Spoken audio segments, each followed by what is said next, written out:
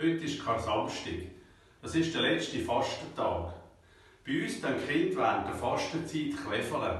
Und das mache ich jetzt hauptsächlich auf dem Schulweg. Und heute ist ja alles ein bisschen anders. Darum tue ich euch 2 Stückchen kläfeln. Das erste heisst Mülleri und das zweite heisst der Ordnanzmarsch.